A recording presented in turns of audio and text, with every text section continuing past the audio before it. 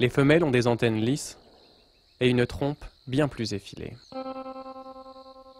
Après la reproduction, les femelles ont besoin d'un supplément protéique pour la maturation de leurs œufs. Et ce supplément protéique, elles vont le trouver dans le sang.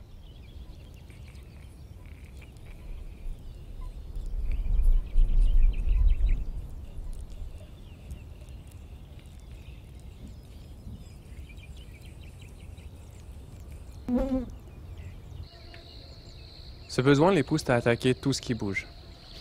Oiseaux, mammifères, batraciens. La majeure partie de la faune locale subit les piqûres quotidiennes, sans avoir les moyens de s'en plaindre. Mais il est une des victimes des Aedes qui ne supporte pas ces agressions permanentes. C'est l'homme. Et quand l'homme est contrarié, il agit.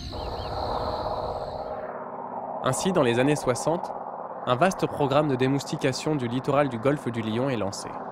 C'est une des conditions sine qua non d'un grand plan de développement de la côte.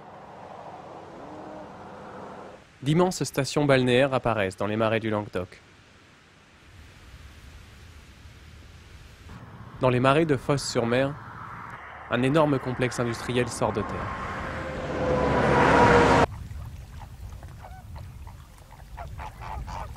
La Camargue, déjà reconnue pour son patrimoine naturel exceptionnel, restera une coupure verte.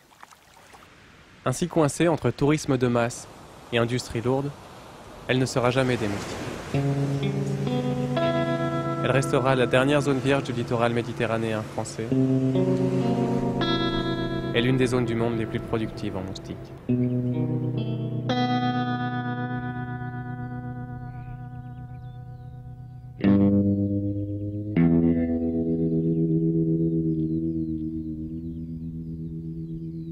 Cette surproduction de moustiques est due à la présence d'immenses zones humides temporaires. Leurs sols peuvent contenir jusqu'à 100 000 œufs au mètre carré. Les remises en eau de ces milliers d'hectares provoquent des éclosions massives. Ces submersions sont causées par 3 phénomènes naturels. Les pluies, principalement au printemps et en automne, les coups de mer, les entrées d'eau maritimes dans les lagunes proches du rivage, et plus marginalement les inondations, causées par les débordements du Rhône.